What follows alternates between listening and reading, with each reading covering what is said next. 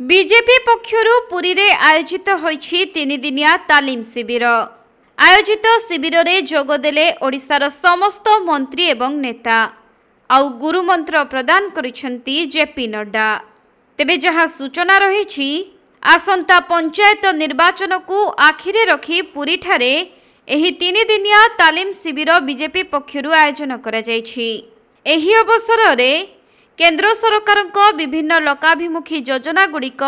किपरि साधारण लोकों पाखरे पहुंची पारिबो से दिगरे आलोचना करा जिबा सहित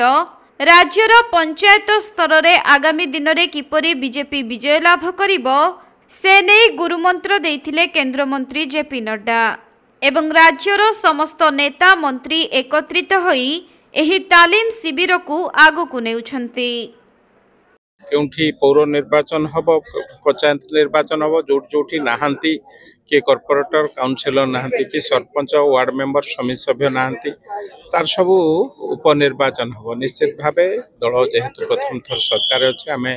पूर्ण प्रस्तुत जोठी उपनिर्वाचन हम सेठी केमती आमर समर्थित प्रार्थी माने जो माने कारण सरपंच समिति सभ्य वार्ड मेंबर दल चिन्ह जितंती नहीं से आम समर्थन दिज्व समर्थित प्रार्थी भाव किभली भाव जिते से कथा को दल निश्चित भाव दृष्टि रखी जो उपनिर्वाचन हम आम संपूर्ण प्रस्तुत अच्छु जो हम उपनिर्वाचन से दलीय समर्थित प्रार्थी एवं जो दरकार हम दलीय चिन्ह काउंसिलर हूँ कॉर्पोरेटर हूँ से गुड़िक दलीय चिन्ह से लड़े आम पूर्ण प्रस्तुत। 14टी बिंदु पर आलोचना करा जायछि मुख्यतः कौन गुरुत्वपूर्ण नहीं देखंतु जो सत्र प्रथम उद्घाटन उत्सव से विषय रे राष्ट्रीय सभापति आमको विस्तृत भाव में जहाँ शिखई आगु को विधायक माने सांसद माने कौन करेंगे